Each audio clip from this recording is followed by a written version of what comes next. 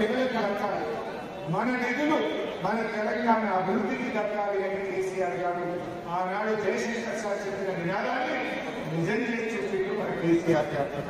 కానీ ఇవాళ ఏమైతుందో మీకు తెలుసు, నీళ్లు ఆంధ్రాకు, నీళ్లు రాహుల్ గాంధీ కొట్టింది.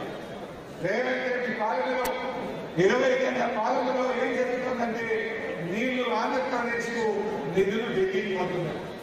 నీళ్లు ఆంధ్రప్రదేశ్ కంటే బాగుంది, నిధులు ఢిల్లీ కంటే రాహుల్ గాంధీ పోతున్నాయి. మరి దీనికోసమైనా ఏం జరుగుతుంది, మరి ఆ విషయాన్ని మీరు తెలుసుకోవాలి, ఆ విషయాన్ని మీరు బాగా అర్థం చేసుకోవాలి. ఇవాళ ఢిల్లీలో ఉన్న బీజేపీ, ఆంధ్రప్రదేశ్ లో ఉన్న తెలుగుదేశం, మన తెలంగాణలో అధికారంలో ఉన్న కాంగ్రెస్, ఈ ముగ్గురు కలిసి మన తెలంగాణ హక్కులకు ముప్పు వాటిని చేస్తున్నారు. మన హక్కులు దెబ్బతీసే కుట్రలు చేస్తూ ఉన్నారు. దయచేసి మీరందరూ కూడా బాగా అర్థం చేసుకొని ఆ కుట్రలను బద్దలు కొట్టాలి.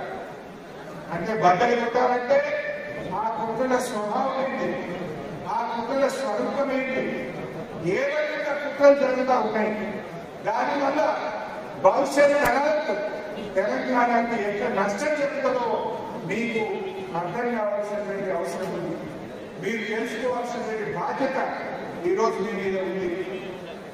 జనరల్గా ప్రజలు ఎప్పుడైనా కూడా ద్రోహం జరుగుతుందని తమకు తెలియనంత వరకు పట్టించుకోరు.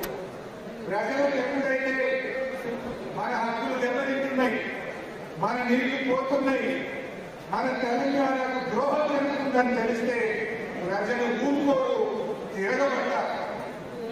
అందువల్ల ఆ ప్రజలను చైతన్యం చేయాల్సిన బాధ్యత మనకి ఉంది. రేపటి భవిష్యత్ నాయకులుగా, రేపటి తరం యువకులుగా మీరు ఈ జరుగుతున్న అన్యాయాన్ని, వివక్షను మీరు అర్థం చేసుకోవాలి. ఆ వివక్షను ప్రజల్లోకి బలంగా తీసుకుపోవాలి. మన హక్కులు మనం కాపాడుకోవాలి. తెలంగాణ ప్రయోజనాలు మనం నిలబెట్టుకోవాల్సిన బాధ్యత మన మీద ఉంది. కాళోజీ గారు ఒక మాట చెప్పారు, ప్రాంతేతరులు ద్రోహం చేస్తే ప్రాంతం పొలిమేరలు దాకా కలిగి ఉంటుంది, ప్రాంతం వారే ద్రోహం చేస్తే ప్రాంతంలోనే పాత్ర పెట్టండి అని ప్రముఖ కవి కాళోజీ గారు చెప్పారు. ఇలా ప్రాంతేతరులు ఎవరు, మనకి ద్రోహం చేస్తున్న ప్రాంతేతరులు ఎవరు, ప్రాంతంలో ఎవరు, సహకరిస్తున్న ప్రాంతంలో ఎవరు. మరి ఆ గురు శిష్యుల గూఢపుటానేలో ఆ గురు శిష్యులు కలిసి ఈ తెలంగాణకు ఎట్లా అన్యాయం చేస్తున్నారో